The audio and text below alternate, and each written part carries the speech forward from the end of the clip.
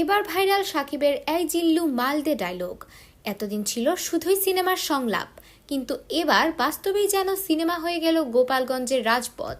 গতকাল জাতীয় নাগরিক পার্টির অর্থাৎ এনসিপি সমাবেশ ঘিরে গোপালগঞ্জে দেখা যায় ধাওয়া পাল্টা ধাওয়ার উত্তপ্ত পরিস্থিতি।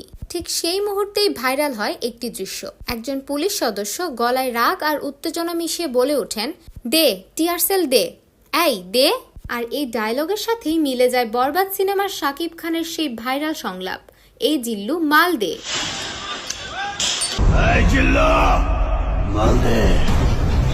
সামাজিক যোগাযোগ মাধ্যমে মুহূর্তেই ছড়িয়ে পড়ে ভিডিওটি।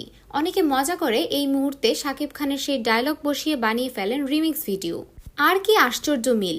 ডায়লগ আর পুলিশের ভঙ্গিমা দুটোই একদম পারফেক্ট ম্যাচ। ভাইরাল ভিডিও দেখে দর্শক বলছেন এবার ডায়লগটার পূর্ণতা মিলল। এমনকি বরবাদ সিনেমার পরিচালকও মজা করে শেয়ার করেছেন এই মজার ক্লিপ। বলছেন শাকিব খানের ডায়লগ এখন শুধু সিনেমার না, বাস্তবেরও হয়ে গেছে। আসলে বাস্তব যখন সিনেমাকে ছাড়িয়ে যায় তখনই তৈরি হয় ভাইরাল মুহূর্ত। সো ভিউয়ার্স, ভাইরাল পুলিশের এমন মুহূর্ত দেখে আপনাদের কেমন লাগছে জানাতে পারেন ভিডিওর নিচের কমেন্ট বক্সে।